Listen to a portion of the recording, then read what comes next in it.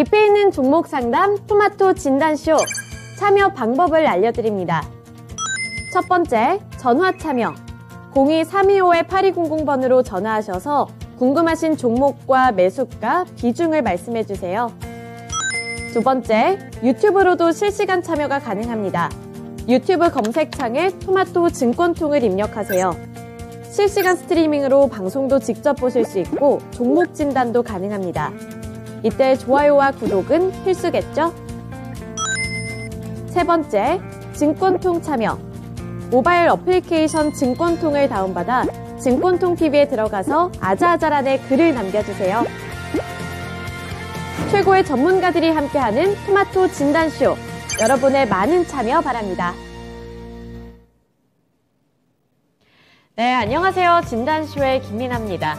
오늘 우리 증시는 다시 한번 롤러코스터를 타는 것 같은데요. 장 초반에는 갭상승 출발을 하면서 양호한 흐름을 나타냈는데 그 이후부터는 탄력이 둔화되더니 그래도 지금은 또 양시장 모두 상승세로 전환을 하고 있습니다. 12시를 기점으로 좀 다시 한번 상승 전환하면서 매수세가 유입이 됐으면 좋겠다 싶은데요. 이 모든 원인은 일본에 있지 않을까 싶습니다. 어제 기습적으로 일본 중앙은행이 지금까지 고수를 하고 있었던 통화 완화 정책을 사실상 정책 경로를 바꾸는 듯한 모습을 보였기 때문인데요. 사실상 금리 인상에 가까운 방향으로 움직였다는 평가를 받으면서 엔화 강세가 나타나고 그리고 미국과 유럽 등 글로벌 증시에는 불안감으로 작용이 되고 있다. 이런 평가가 많이 나오고 있습니다.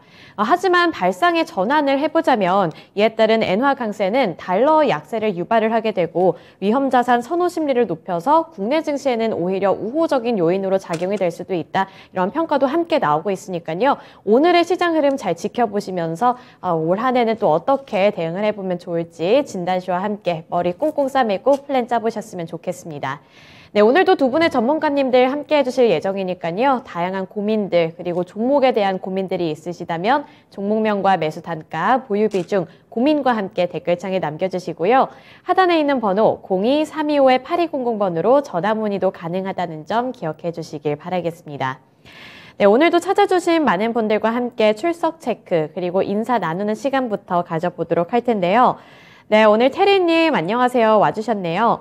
네, 미나 두목 누나한테 한번 제대로 걸려봐야 다시는 광고 안 하실 텐데 말씀을 해주셨는데 네, 제가 안 그래도 요즘에 복싱을 배우고 있습니다. 그래서 저한테 걸리면 큰일 날 수도 있으니까요. 안 걸리시는 게 나을 수도 있어요. 네, 그리고 러버스기님 안녕하세요. 봄님도 와주셨고요. 세곰줄말님 안녕하세요. 한콩이님도 오늘 오랜만에 또 이렇게 종목 들고 와주셨는데 이따가 시간이 되면 진단해 드리도록 하겠습니다. 네, 세곰줄말님 안녕하세요. 지이크님도 와주셨고요. 네, 마로니 입스님 동네에 지금도 눈이 많이 내리고 있다고 말씀을 해주셨는데 지금 제가 있는 이 합정은 눈이 그쳤습니다. 앞에 숲 같은 게 있는데 거기만 보면 굉장히 아름다운 모습을 하고 있는데 이따 퇴근길이 조금 걱정이 되기는 하네요. 네, 이렇게 추운 날씨지만 진단쇼에서는 따뜻한 진단 받아보실 수 있도록 하겠습니다. 우선 첫 번째 전문가님 만나볼 텐데요. 최병훈 전문가님입니다. 안녕하세요. 네, 안녕하십니까. 토마토 투자클럽 최병훈 전문가입니다. 네, 어제부터 시장을 들썩이게 하고 있는 이슈가 일본의 중앙은행의 이 금리 정책과 관련된 이야기인 것 같은데요. 이게 일각에서는 오히려 국내 증시에는 좀 좋은 재료가 될 수도 있다, 이런 평가를 내리고 있는데 전문가님은 어떻게 전망하시나요? 이제 2016년도에 이제 전체 일본은행이 기존 이제 10년물 국채 금리를 한 0%까지 수렴하게 만들었는데요. 그리고 2021년도에는 요걸 이제 플러스 마이너스 0.25%까지 이제 국채 금리를 허용 범위를 이렇게 확대했습니다. 10년물 10년물 확대했는데 지금 어저께는 2022년도 12월 20일 날은 플러스 마이너스 0.5%까지 확대해 버렸습니다. 네, 그래서 이제 일본의 금리도 10년물 금리가 0.25% 수준이었는데 여기 0.4%까지 어제 올라가고요. 그다음에 전체적으로 이제 기준금리를 그대로 놔두고 기준금리를 놔둔 상태에서 이제 국채금리를 허용 범위를 확대했기 때문에 금리는 올라가겠죠. 어느 정도. 그런데 이 구로다 총재가 내년 3월에 임기가 끝나서 다른 이제 타 후임이 왔을 때 지속적으로 금리를 뭐 인상하는 쪽으로 가서 긴축을 한다든지 일본도 물가가 좀 심각하게 돌아가지 않을까 이런 우려를 해서 좀 바꾼 것 같습니다. 근데 전체적으로 지금까지 글로벌 동조를 하지 않는 긴축에 동조하지 않은 일본인데 긴축을 크게 하진 않지만 그래도 금리를 조금 유도리케 해줬다 이렇게 봐야 될 것 같고요. 그리고 이제 그러면 이제 시장에서 영향이 이렇게 나타났습니다. 오늘 같은 대한민국의 원달러 1287원 2.3원 내려오고 있고요. 강세라는 거 내려온다는 것은 강세가 되는 거죠. 즉 우리 달러와 원을 비교했을 때 원화가 값이 비싸지는 거고요. 값이 비싸지는 거고 N달러니까 여기는 어제보다 4.3N이 내려가고 나왔죠. 그러면 여기는 엔화가 강세란 거죠. 엔화가 강세니까 엔화 가치가 높아지고 있는 겁니다. 자, 그럼 엔화 가치가 높아지면 일본 입장에서는 수출주들 수출 경쟁력이 다른 나라에부터 떨어질 수도 있는 거죠. 그런데 우리 같은 경우는 방향이 같이 흘러가고 있습니다. 원달러 환율 내려가고 있고요. 엔달러도 내려가고 있으니까 비슷하게 우리가 과거에는 92년도 전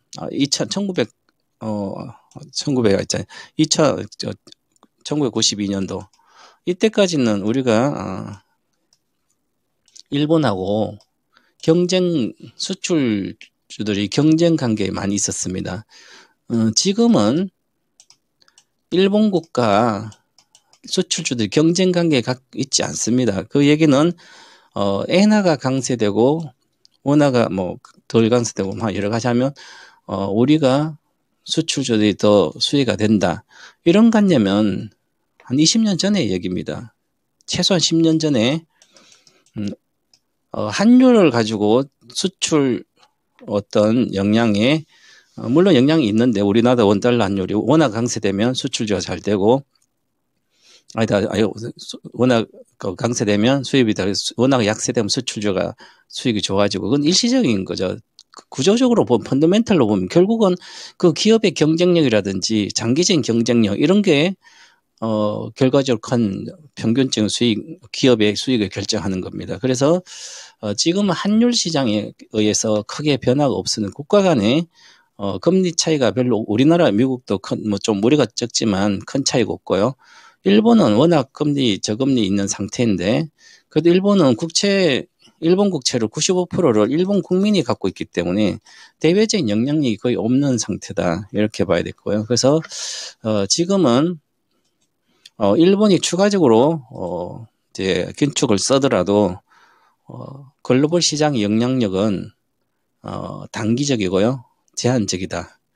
즉 신경 쓸 필요가 별로 없다 이렇게 한마디로 말씀드려도 되는데 어저께 장중에 그런 이제 충격적인 어떤 발표를 어떤 분 이야기하지만 그러면 우리 시장도 한 10포인트 정도 주식도 빠지고 그랬는데 시중금리 올라가고 거의 하루 천하도 안 돼.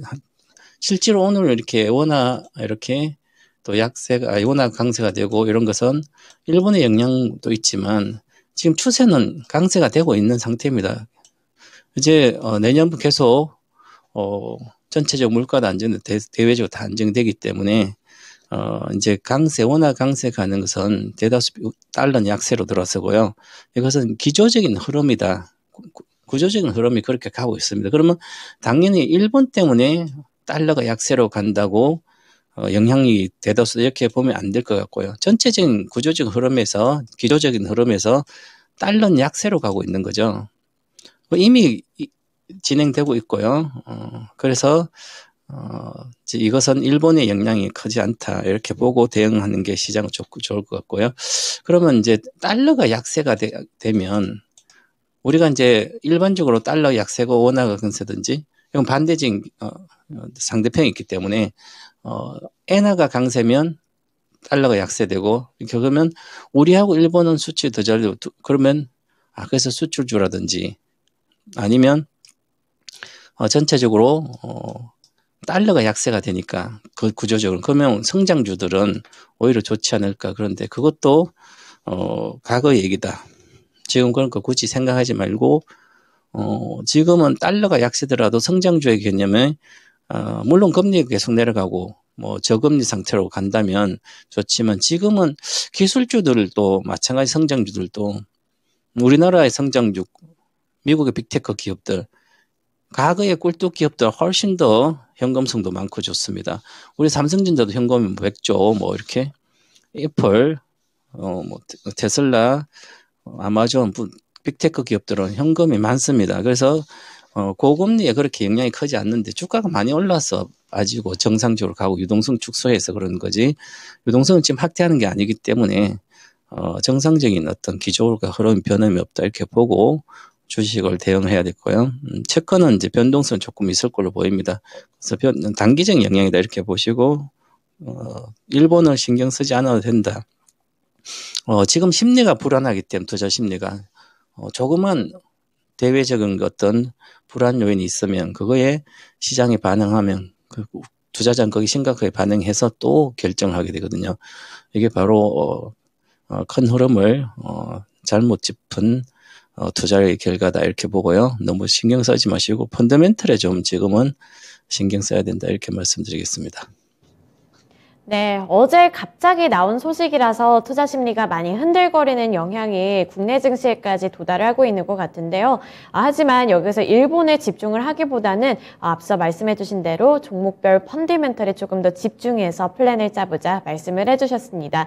여기서 뚝심 있게 다시 한번 마음도 재정비를 하시고 포트폴리오까지 더 잘 재정비를 해보시길 바라겠습니다. 네, 그리고 러브수기님, 요즘에는 그냥 당분간 종목을 줄이는데 집중하시려고 한다고 말씀을 해주셨네요. 네, 너무 이렇게 투자 심리가 안 좋고 증시가 불안하다 보니까 우리 러브수기님, 그리고 나머지 투자자분들께서도 자체적으로 긴축 움직임을 나타내시는 것 같은데, 그게 또 어떻게 보면은 좋은 전략이 될 수도 있겠죠. 거기서 가장 필요한 종목들만 간추려서 수익을 조금 더 집중적으로 이렇게 좀 모아보는 것도 괜찮을 것 같다는 생각이 듭니다. 진단쇼 통해서 여러 가지 좀 인사이트, 꿀팁들 얻어가시면서 어떻게 보면 더 좋을지 좋은 생각들 많이 얻어가시길 바랄게요. 네, 이제 첫 번째 종목 진단으로 넘어가 보겠습니다. 처음으로 볼 종목은 한콩이님이 보내주신 환인제약이고요. 17,150원에 7% 보유 비중 들고 계십니다. 추가 매수 가능할까요? 대응 부탁드립니다. 말씀을 해주셨는데 아주 약간의 수익 구간에 들어와 계시네요. 네, 이 환인제약, 최근에 뭐 제약 관련 종목들은 뭐 감기약, 품귀 현상 때문에 많이 떴던 것 같은데 오히려 환인제약은 감기약보다도 이 정신과 치료약, 뭐 우울증이나 아니면 치매 이쪽으로 좀 특화가 되어 있는 것 같더라고요. 그래서 전망이 다른 제약 관련주랑은 약간은 다를 수도 있겠다 싶은데 전문가님은 어떻게 보시나요? 네, 지금은 독감 유행하고 코로나도 중국도 그렇고 그래서 전체적 제약 관련된 종목이 좀 강세였습니다. 하지만 실질적으로 수혜를 보는 것은 아니고 이 종목은 아까 쟁크님 말씀처럼 그래서 이 대신에 공장이 증설돼서 앞으로 관련된 매출은 원래 본업의 매출은 늘어날 걸로 보입니다.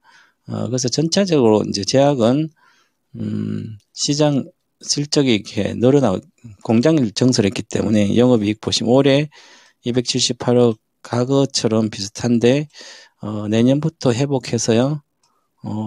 2024년도 340억 그 증설 효과가 이제 나타나는 거죠.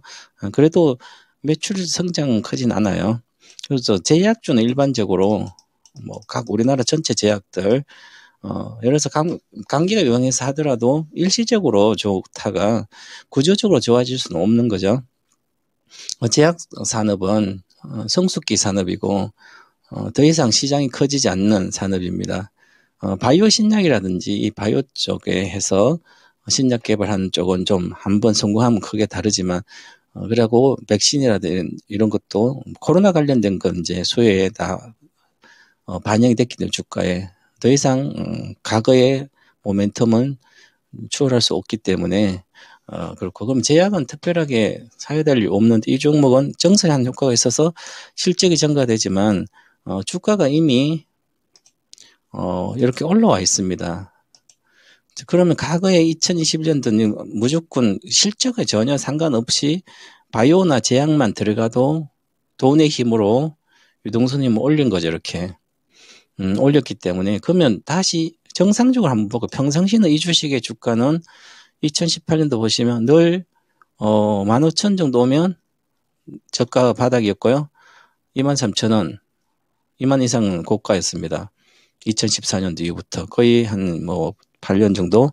그럼 이때까지 2020년도에서는 코로나 중국에서 얼마 못 올라갔죠. 실질적으로 코로나의 수혜가 아니었기 때문에 물론 이제 우울증 약이라든지 이런 쪽은 코로나 중국에 더 많이 팔리겠죠. 당연히 또 정설담도 많이 팔리고 그런데 한계가 있는 거죠. 그래서 갑자기 만약에 우울증 약이다 그러면 사람들이 많이 생기고 대형 재난이 있으면 모를까 한 10% 성장은 가능하겠지만 쉽지 않다는 거죠. 그래서 구조적으로 올라가면 내려가 올라가면 내려가 그런 구조입니다. 지금은 보시면 17,000원대 사셨기 때문에 지금 샀어요. 그럼 굳이 이걸 살 필요 없는 거죠. 박스권에서 보시면 이제는 19,500원가 목표가 16,500원 사이입니다. 그럼 17,000원 사가지고 10% 먹으려고 한인제약이나 제약주 들어갈 필요는 없죠. 왜냐하면 구조적 성장도 못하기 때문에 또 과거처럼 언제 내려갈 수도 있으니까. 그래서 손해는 안 봤으니까 저는 반등시 지금 매도해야 되는데 어제 며칠 전에 급증했죠. 공장에서 여러 가지. 그래서 14일날 급증하고 내려왔기 때문에 이것은 팔아야 되는 거죠. 17,700원의 손절가입니다. 이익 실현 가격. 지금 17,400원 지금이라도 매도를 하셔야 된다. 이렇게 말씀드리고요. 거래는 여기서 실렸잖아요. 어저께. 내려가다 올렸으니까 실렸죠. 그전 거래 여기에 거래량을 아직 돌파를 못한 오늘 그러면 이것은 단타 세력이 나왔다는 얘기입니다. 주가 하락이 우려되기 때문에 현재 전략 매도 의견 드리겠습니다. 네, 환인제약은 지금 전략 매도 해보자. 어쨌든 수익을 갖고 가실 수 있으니까요. 지금 나오는 것도 한번 생각해 보시길 바랄게요. 네, 제약 관련해서 환인제약 진단을 해드렸고요. 그 다음 종목으로 좀 빠르게 넘어가 보겠습니다. 왜냐하면 두 번째 종목도 제약바이오주이기 때문에 또 그 중에서도 대장주이기 때문에 어떠한 코멘트가 나올지 좀 빠르게 전달을 해드리고 싶은데요. 두 번째로 볼 종목은 봄님께서 보내주신 SK바이오사이언스고요. 11만 6천원에 5% 보유 비중 들고 계십니다. 네, 우선은 요즘에 관심을 받고 있는 제약 섹터에 들어가 있기도 하고 우리 봄님께서는 JP 모건 헬스케어 컨퍼런스의 혜택을 볼 수 있을지가 궁금하다고 말씀을 해주셨어요. 그래서 지금 매수 가격에서 조금 더 기다려봐도 괜찮을지 아니면 지금 그냥 손절을 하는 게 더 나을지가 고민이라고 하시는데 이 JP 모건 헬스케어 컨퍼런스 바라보고 조금 더 들고 가는 거 괜찮아 보이시나요? 저는 거의 어떤 이슈도 추세적으로 끌어올릴 수 없다. 그 시대가 끝나면, 끝나고 나면 1급 투자 다 빠지고 없습니다. 쳐다도 안 봅니다. 그런데 잘 모르는 분들, 초보자다, 자금이 적으신 분들이나 그 많은 사람들이 주가만 가격만 보고 많이 빠져 있으니까 좋은 내용 컨퍼런스인지 무슨 세미나겠지. 그래서 그거 하면 또 올라가지. 그건 과거 때이죠. 모멘텀이 많을 때, 즉 유동성이 많아가지고 그 시대가 한참 진행될 때는 조그만 어떤 세미나나 컨퍼런스에서 주가는 많이 움직입니다. 그런데 지금은 그런 것 자체가 먹히지 않는, 즉 다 몰려있는 상태에서 신규로 들어갈 자금 누군가 사줘야 주식 올라가는데 그걸 통해서 잠깐 오르면 매도할 사람이 더 많은 거죠. 자, 10,000원에 사가지고 11,000원 가면 1,000원 먹은 사람 나오는 거고, 저 위에 물린 사람 못 나온 거고. 근데 그만큼 유동성도 축소되고 계속 있기 때문에 끝없이 지지부진하든지 아니면 끝없이 빠졌잖아요. 36만 원 갔다가 이렇게 보시면. 과거에 저도 이렇게 여기서는 계속 30만 원 정도 계속 매도하라고. 왜냐면 모멘텀이 끝났거든요. 백신 모멘텀. 코로나 백신 관련된 게. 물론 실적이 잘 나온다고 이건 하는 게 아니지. 미리 2년 뒤에, 1년 뒤에 실적 잘 나오고 다 하니까. 그런데 이것은 뭐 기본적으로 SK바이오사이언스는 제조업체처럼 이제 생산해주고 백신 약을 이렇게 하니까 어느 정도 펀더멘털은 있는 거죠. 그러면 현재 기준으로 보면 지금 시가총 6조 3,040억입니다. 그럼 6조 3천억이니까 2천억 정도 21년도에 보시면 잘 나올 때 최고의 공급을 하고 백신을 그럴 때는 영업이익이 이렇게 4천억 엄청 늘었잖아요. 그전에는 이제 공장을 막 이제 짓고 있었으니까. 그러면 21년도는 4,740억, 작년 2천억, 올해 1,500억, 내년 1,500억. 그 이후에 1,500억 계속 유지될지 안 돼. 아주 불확실한 거죠. 미래가 불투명한 거죠. 왜냐하면 코로나가 완전히 없어지면 백신이 나가지 않을 거 아니에요. 그러니까 불확실하니까 계속 실적이 줄고 불확실한데 그것을 내가 가지고 주가가 올라간다고 생각하는 거는 막연한 거죠. 좋은 나쁜 것은 객관적인 판단을 하지 않고 내게 수익이 손해났으니까 회복되겠지. 아니면 어디 누구 전문가한테 가면 갖고 있으면 제약 좀 회복될 거예요. 그럼 그 이야기로 그런 얘기 듣고 싶어 하는 것이 실제로 도움이 되지 않는 거죠. 자, 그러면 6조인데 1,500이 계속 유지된다면 1조 5천억이면 10배잖아요. 그럼 지금 40배 정도 작용되고 있습니다. 올해 내년의 예상 실적 앞으로 계속 지금 현재 상태 코로나가 계속 유지된다면 40배 지금도. 그러면 실질적으로 이 주가가 30만 원 갈 때는 30만 원 할 때 이 주식이 보시면 20조, 37, 36, 23조 이렇게 갔거든요. 그러면 이때 당시에 23조니까 여기 보면 80배, 올해 예상의 80배도 2조가 10배니까 80배 넘잖아요. 90, 그죠? 그럼 이 4,700억에 50배도 50배 이상 간 거죠. 21년도죠. 그러니까 절대적인 고평가였습니다. 그러면 이제 제약 바이오주를 무슨 PER로 계산하나? 미래 예상 실적을 계산해서 PER로 계산하면 거의 맞습니다. 80배 정도 가면 다 팔아야 됩니다. 이상 갔기 때문에 다 팔아야 되죠. 지금도 40배인데 이제는 추가적인 모멘텀이 크지 않기 때문에 작은 이슈 이런 거 가지고 큰 의미가 없습니다. 그래서 지금 예를 1,500억 정도 가면 한 3조 정도 가야 저는 적정 주가로 봅니다. 20배 정도 이제 정상적으로 이제 코로나 걸려갔을 때 그럼 지금보다 반타작 돼야 되겠죠? 그래서 저는 본인이 산 단가는 11만 6천 원은 이슈가 뜬다든지 다시 뭐 대유행한다든지 그러면 그 정도까지는 11만 5천까지는 갈 수도 있을 거예요 아마. 그럼 그때가 한번 기다려보든지 그 호재가 나왔을 때 그건 가치로 따졌을 때는 저는 쉽지 않은 거다 이렇게 보고요. 저는 손절가도 손절하고 싶으시면 손절가 드리겠습니다. 7만 원 정도 드리겠습니다. 7만 원 손절가 드리고요. 지금 5%밖에 되지 않기 때문에 만약에 추가로 매수하겠다면 천천히 내년에 한 봄에 정도 가서 추가 하락하든지 그때 보고 하시든 지금은 큰 모멘텀도 없기 때문에 만약 다행히 11만 뭐 10만 원 이렇게 반등하면 매도하면 되겠지만 그러지 않고는 손절가 꼭 지켜주시는 게 좋지 않을까.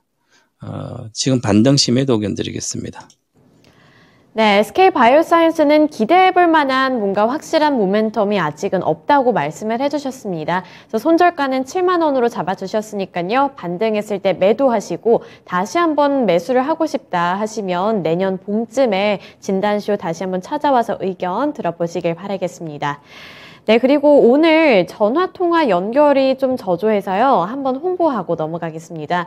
하단에 있는 번호 02-325-8200번으로 전화 문의도 받고 있으니까요. 직접 통화하시면서 진단 받고 싶으신 분들은 전화벨도 많이 울려주시길 바랄게요. 그리고 댓글창에 지금 만두와 관련돼서 정말 진지한 이야기들이 나오고 있는데 저도 지금 이 대화에 너무너무 끼고 싶거든요. 근데 지금 시간 관계상 빠르게 종목 상담을 해드려야 하기 때문에 그건 조금 이따가로 미뤄두고 다음 세 번째 종목으로 넘어가 보도록 하겠습니다.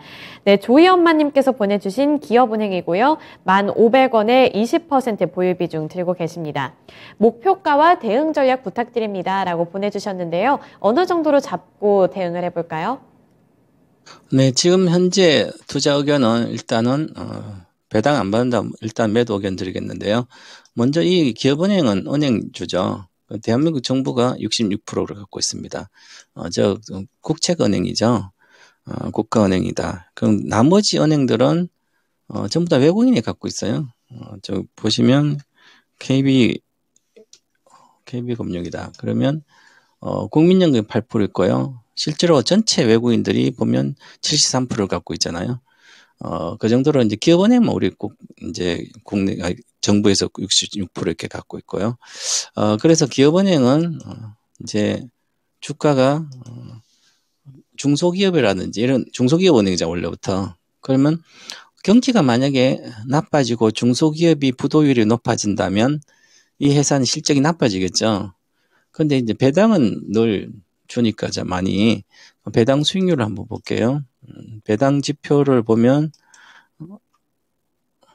여기 보면 DPS가 있습니다. 주당 배당금이 21년도 780원 줬거든요.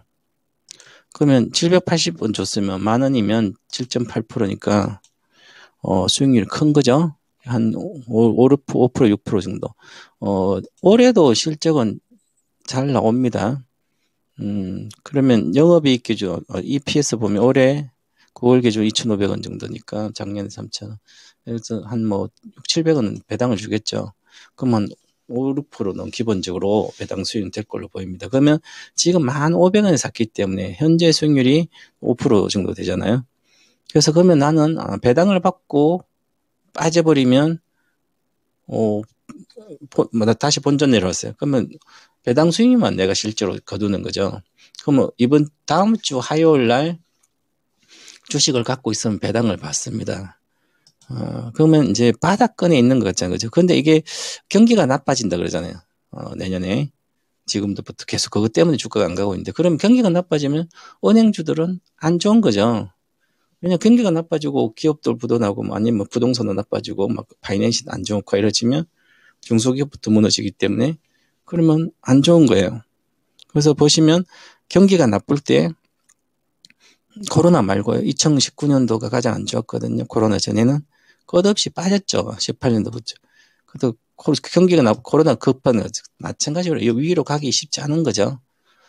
그래서 배당을 받으려면 보유했다가 1월 초에 파시고 아니면 오늘 정도의 비중을 절반 축소하시고 11,150원 종가로 돌파 못하면 전량 매도 하시기 바라겠습니다.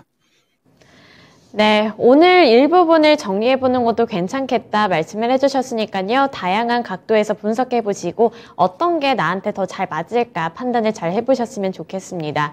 오늘 최병훈 전문가님과는 여기까지 진단해볼게요. 오늘 말씀 고맙습니다. 감사합니다.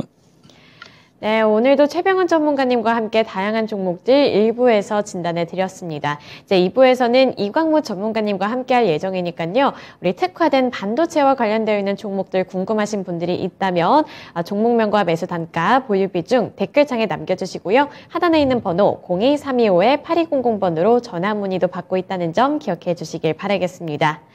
네, 그리고 러브수기님, 금산 전문가님이 좋은 기업 96종목 중에 많이 말씀을 하셨는데 아직 제 종목은 하나도 없더라고요. 히히히 이렇게 보내주셨네요.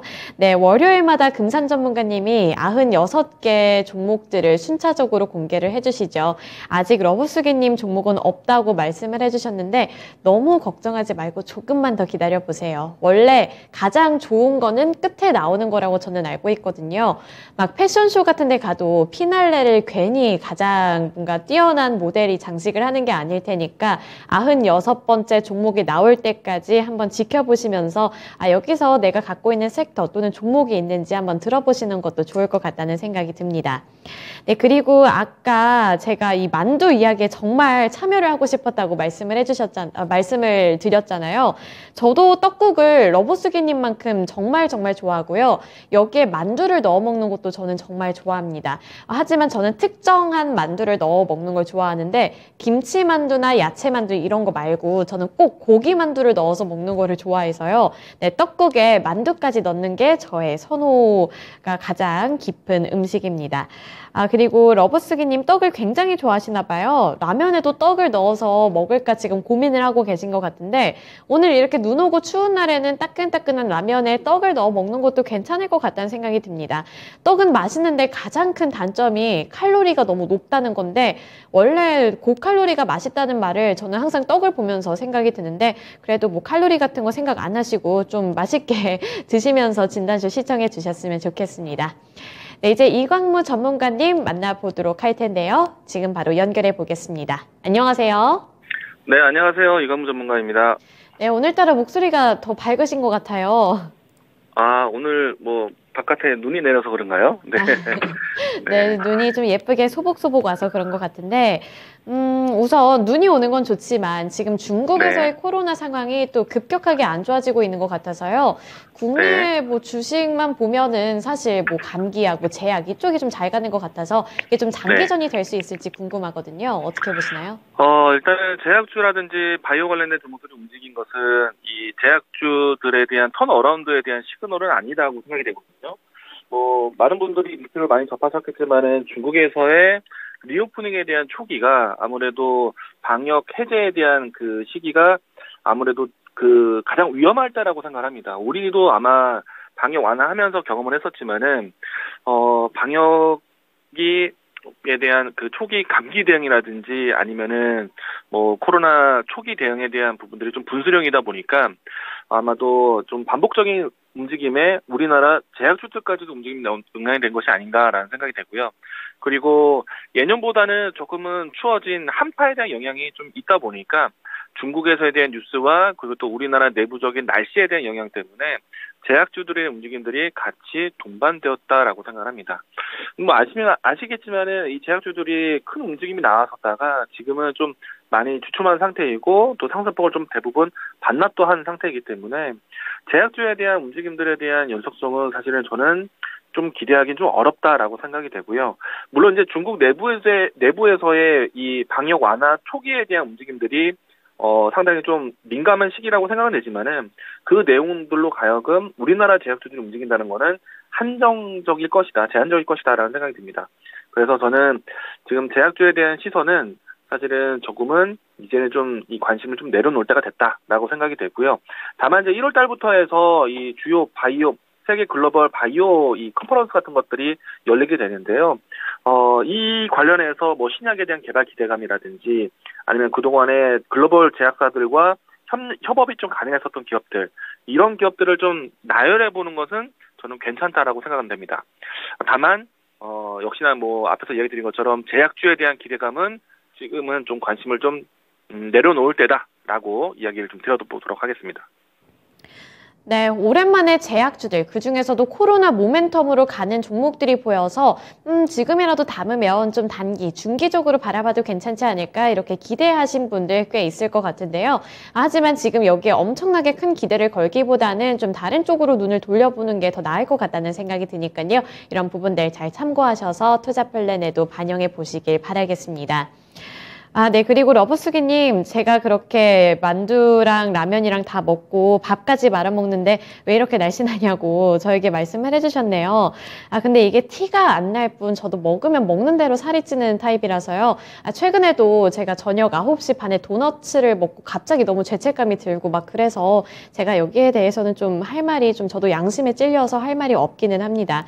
네. 그리고 레제비트님, 만두피를 줄인 만큼 고기를 많이 넣어서 비싸다. 같습니다. 저도 얇은 피 만두 먹어봤는데 맛있더라고요. 그리고 감자 피로 만든 특정한 그 만두가 있는데 그것도 굉장히 쫀득쫀득하고 맛있습니다. 네, 이렇게 제가 종목 이야기를 하다가 갑자기 또 만두 추천으로 넘어갔는데 다시 본론으로 돌아와서 이제 이광무 전문가님과 함께 좀 더 본격적인 종목 진단 해보도록 하겠습니다. 네, 첫 번째 종목은 성공님께서 보내주신 솔브레인이고요. 22만 5천 원에 20% 보유 비중 들고 계십니다. 진단 부탁드립니다. 말씀을 해주셨는데 일단 지금은 손실 구간에 들어가 계시거든요. 지금 솔브레인이 21만 6,600원에 거래가 되고 있기 때문에 손실이 20%면 좀 비중이 약간은 부담이 될 수도 있겠다 싶은데요. 솔브레인은 전망과 함께 좀 어떻게 대응을 해보면 좋을지 잡아주시면 좋겠어요. 네, 일단은 지금 반도체 영역에 대한 업황이 4분기 때까지 좀 어려울 것이다라는 전망이 좀 있고요. 이 때문에 드라마틱한 반등은 아직은 아니다라고 생각이 됩니다. 하지만은 반도체 업황에 대한 흐름들은 지금 당장에 대한 업황이 아니라 미래에 대한 업황을 좀 지켜봐야 되겠고요. 그리고 이제 올해 같은 경우에 가장 큰 이슈 중에 하나는 이 미국에서의 이 바이든 정책, IRA에 대한 대응법인데요. 다행히도 이 소브레인 같은 경우에는 미국에서의 이제 새로운 이제 생산시설 증대에 대한 뉴스를 좀 가지고 있고요. 그러니까 미국에서의 IRA 대응에 대한 부분들이 좀 진행되고 있다라고 보시면 될 것 같고, 그리고 소브레인 같은 경우에는 아시겠지만은 많은 시청자분들 기억을 하실 겁니다. 제가 솔브레인과 동진세미캠을 두고 반도체 미래 트렌드에 대한 부분들, 국산화에 대한 내용들을 전달해드리기도 했었는데, 솔브레인 같은 경우에는 앞으로 이제 EUV 장비에 대한 중요한 화학 소재에 대한 공급이 꾸준할 것으로 보고 있습니다. 그리고 특히나 이제 솔브레인 같은 경우에는 반도체 영역뿐만 아니라 2차 전지 파트 쪽 안에서도 이 주요 이 셀 기업들과의 협업이 가능하기 때문에 사실은 업황에 대한 흐름만 좀 바뀌어간다라면은 충분히 솔브레인은 다시 한번 이 시장에서 주목을 받지 않을까라고 생각이 되고요. 때문에 좀 단기적인 시각이 아니라 장기적으로 보셔도 괜찮은 종목이다라고 생각합니다. 지금 매수하신 가격대가 22만 5천 원 라인대인데요. 충분히 이 가격대 회복은 어렵지 않을 것이다라고 생각이 되고요. 대신에 이 종목은 단기적인 종목들에 대한 드라마틱한 변동을 좀 기대하기보다는 좀 장기적으로, 중장기적으로 업황 개선과 그리고 이 고객사에 대한 확대, 그리고 IRA에 대한 대응법, 이와 같은 뉴스를 좀 기대하시고 장기적으로 보자라고 이야기 드리겠고요.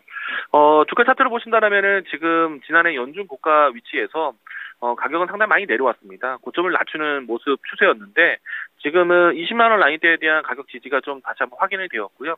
추세를 바꾼다라면은 매수하신 가격대 회복뿐만 아니라 직전에 있었던 이 정고점에 대한 가격대 충분히 달성할 것이라고 보여지고요. 그리고 중장기로 본다라면은 30만 원 이상의 가격 움직임들도 연출할 수 있는 종목이다라고 생각합니다. 그래서 지금은 홀딩 의견 드리도록 하겠고, 매수가 회복뿐만 아니라 정고점 위치 그리고 30만 원 가격대까지도 높여다 보자, 중장기적으로 보자라고 이야기 드리겠습니다.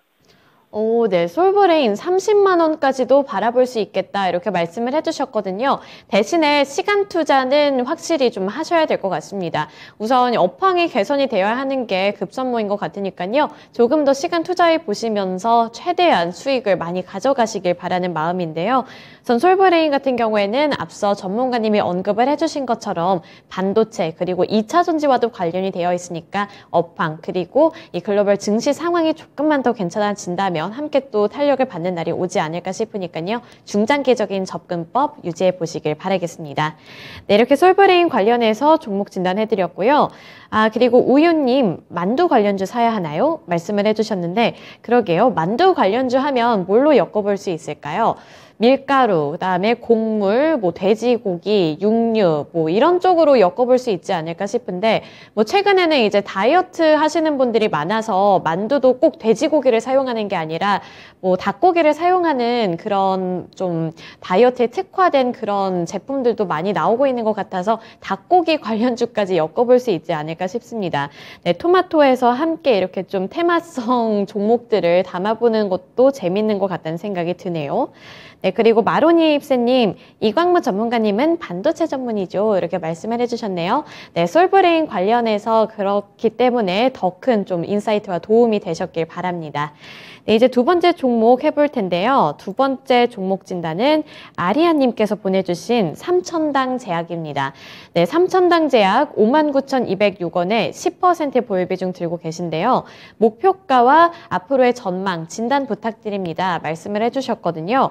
삼천당 제약 근데 지금 손실이 좀 많이 나신 상황이네요. 46,000원까지 밀렸기 때문에 59,000원에서 46,000원까지면 손실을 좀 많이 안고 계실 것 같습니다. 그래서 목표가와 손절가도 좀 필요해 보이는데요. 전문가님 어떻게 보시나요? 네, 일단은 그 매수가를 보니까 상당히 좀 오랜 기간 동안에 이 종목을 좀 쥐고 있었던 부분이 있고요. 그리고 사실은 26,000원대까지 밀렸었기 때문에 매수하신 가격대에서 거의 반토막 가까이 좀 났었던 종목이기도 합니다. 하지만 이제 최근에 좀 급등세가 연출되면서 그래도 제법 많이 회복을 한 상태인데요. 하지만 이제 매수하신 가격대까지는 아직까지도 부족한 상태이다라고 생각이 됩니다. 이 종목 같은 경우에는 최근에 뉴스를 다시 되짚어 보시면 아시겠지만은 앞에서 얘기 드렸던 제약주들에 대한 움직임들을 동반했다라기보다는 이 기업이 유럽에서의 바이오시밀러에 대한 뉴스가 나오면서 주가가 좀 많이 회복을 했습니다. 일단 이와 같은 연출이 좀 있어야지만은 이 기업들에 대한 주가가 좀 움직일 것이다라고 생각이 되고요. 다만 이제 어느 정도의 이제 주가에 대한 반영은 좀 되어 있는 상태이다 보니까 매수하신 가격대까지 회복하는 거는 사실은 지금 당장 좀 기대하기 좀 어려울 것 같고요. 우선은 주가는 4만 원대에 대한 가격 안착에 대한 여부가 확인이 필요할 것 같습니다. 그래서 저는 지금 만약에 비중이 크다라면은 지금 현재 위치에서 비중을 일부 좀 줄여놓는 것이 좀 필요하지 않을까라고 생각이 되고요. 다시 재접근한다면 4만 원 이하에서 다시 준비를 하시고 단가를 좀 낮춘 상태에서 이 종목을 대응하시는 게 좀 필요할 것 같다라는 생각입니다. 일단은 지금 현재 위치에서는 매수하신 가격 대비 대해서 상당히 좀 손실이 좀 있는 상태이기 때문에 저는 일단 지금의 반등에서 일부 만족하고 비중을 좀 줄이자라고 이야기 좀 드리겠고요. 그리고 다시 재접근 단가를 낮추신다면은 4만 원 이하에서 준비하자라고 이야기 드리도록 하겠습니다. 네, 단가를 낮추는 전략 세워주셨고요. 그리고 지금 손실을 그나마 좀 메꾸셨잖아요. 최근에는 반등이 나왔기 때문에 이런 부분에서 약간 만족을 하고 잠시 빠져나오는 것도 괜찮아 보이니까요. 잘 판단해 보시길 바라겠습니다. 네, 삼천당 제약 관련해서 종목 진단해 드렸고요. 네, 지금 삼천당 제약의 이 59,000원대, 그러니까 매수가를 살펴보고 언제 사신 건지 궁금해 하시는 분들이 많네요. 네, 그만큼 손실이 많아서 좀 속상하실 것 같은데 잘 대응을 해보셨으면 좋겠습니다. 네, 이제 다음 종목 넘어가 볼 텐데요. 다음 종목은 시청자님과 첫 번째 통화 연결입니다. 지금 바로 연결해 볼게요. 안녕하세요. 네, 안녕하세요.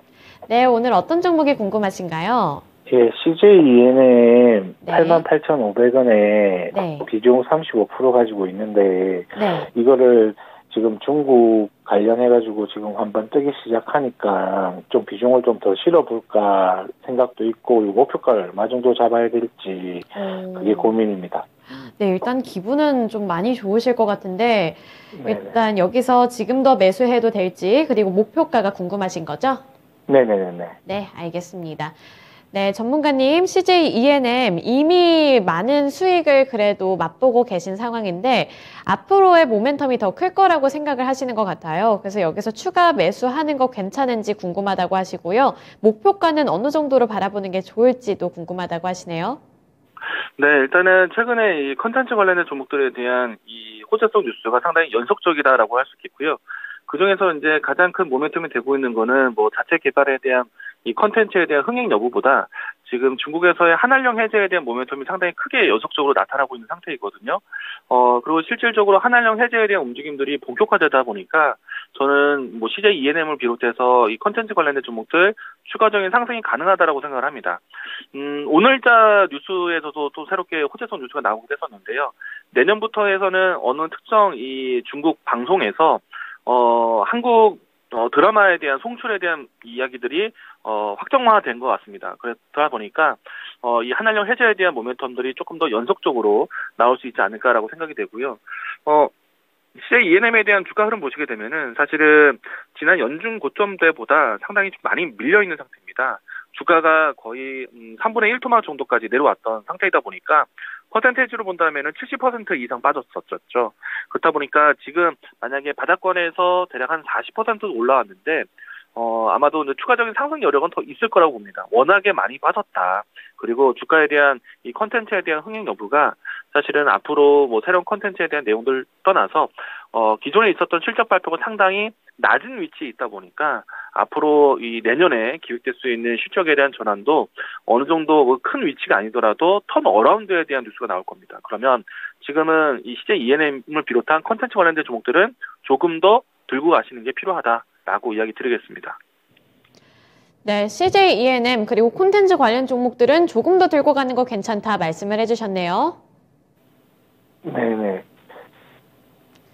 그 목표가를 얼마 정도 잡아야 될지 그게 궁금해서요. 네, 목표가까지 다시 한번 물어보겠습니다. 네, 전문가님 그러면 이 CJ E&M 어느 정도까지 바라보고 좀 투자를 해보는 게 좋을까요? 일단은 이 종목은 9만 원 이하로 다시 내려오는 거는 사실 좀 그럴 가능성이 좀 크진 않아 보이고요. 만약에 이제 주가가 올라온다면 저는 11만 원대 이상까지는 좀 기다려 보셔야 되지 않을까. 만약에 11만 원대까지만 올라오더라도 매수하신 가격대에서 대략 한 20% 가까이 뭐 수익을 만들 수 있지 않을까라고 생각을 합니다. 일단 11만 원대까지 1차적인 목표가를 좀 설정해 보시고요. 그리고 추세에 따라서 다시 내려오더라도 워낙에 저점 부분부터 뭐 주가가 좀 올라오는 초입 구간부터 들고 계셨기 때문에 생각보다는 다른 투자자들 대비해서는 조금 안정적인 수익권에서 좀 들고 갈 수 있기 때문에 우선은 이제 11만 원대 목표가 보시고요. 시기상황했을 때 주가가 추세를 지킨다라면은 지금 이제 대부분의 이제 이평선들이 골든 크로스를 준비하고 있거든요. 그러면은 사실 주가 하방 지지 테스트를 하더라도 매수하신 가격대 밑으로 내려오기는 좀 쉽지 않을 겁니다. 그러면은 좀 다른 분들보다는 들고 가는 여유가 좀 있을 수 있으니까 일단 11만 원 이 테스트 자리 보고 나서 만약에 이제 주가 추세가 안정적으로 보인다라면은 그 다음에는 15만 원대까지도 높여볼 수 있는 그런 종목이 되지 않을까라고 생각합니다. 1차 목표가는 12만 원이고요. 2차 목표가는 15만 원. 이야기 드리겠습니다. 네, 굉장히 긍정적으로 평가를 해주셨는데 우선은 1차적으로 11만 원까지 바라보시길 바랄게요. 예, 항상 방송 잘 보고 있습니다. 감사합니다. 네, 고맙습니다. 네, CJ E&M 그리고 K 콘텐츠 관련 종목들 최근에 잘 가고 있는 만큼 수익 극대화하시길 바라겠습니다. 네, 이제 다음 종목 빠르게 넘어가 볼 텐데요. 다음으로 볼 종목은 우윤님께서 보내주신 가온칩스입니다. 가온칩스 2만 원에 10% 보유 비중 들고 계신데요. 네, 이번에도 반도체와 관련되어 있는 종목인데 2만 원에 진입을 하시고 지금 15,700원까지 밀린 상황이라서요. 우리 우윤님께서도 좀 손실을 많이 들고 계실 것 같아서 좀 답답하실 것 같습니다. 그래서 전문가님 가온칩스는 어떻게 보는 게 좋을까요? 일단은 주가가 좀 추세를 좀 잃었다라고 생각이 좀 되고요. 그리고 가온칩스 같은 경우에는 최근에 움직였던 이슈 중에 하나는 이 인텔 CEO에 대한 방한 소식이었습니다. 그렇기 때문에 이 가온칩스에 대한 이 본질적인 뉴스로 올라왔다기보다는 조금은 반사이익 기대감으로 올라왔던 것이거든요. 그러면은 주가가 사실은 이 기업 자체에 대한 턴어라운드 뉴스 나오기 전까지는 주가가 좀 회복하기는 좀 시간이 걸릴 수가 있습니다. 그래서 저는 이 종목 같은 경우에는 반등시 매도 관점을 이야기 드리겠고요. 일단 주변 이슈에 대한 반사적인 이익으로 올라왔기 때문에 아마도 자체적으로 올라올 수 있는 뉴스가 나오기 이전까지는 주가 회복이 좀 어렵다. 그래서 저는 가급적이면은 종목 교체 의견으로 정리 신호 이야기 드리겠습니다. 네, 가온칩스 반등했을 때 매도를 해보고 다른 더 좋은 종목을 찾아보자 말씀해 주셨습니다. 잘 대응을 해보셨으면 좋겠고요. 네, 그리고 시간이 많이 남지 않은 만큼 한 가지 종목 더 빠르게 진단을 해보겠습니다. 앞서 레즈비트님이 보내주신 화신이고요. 8,340원에 8% 보유 비중 들고 계십니다.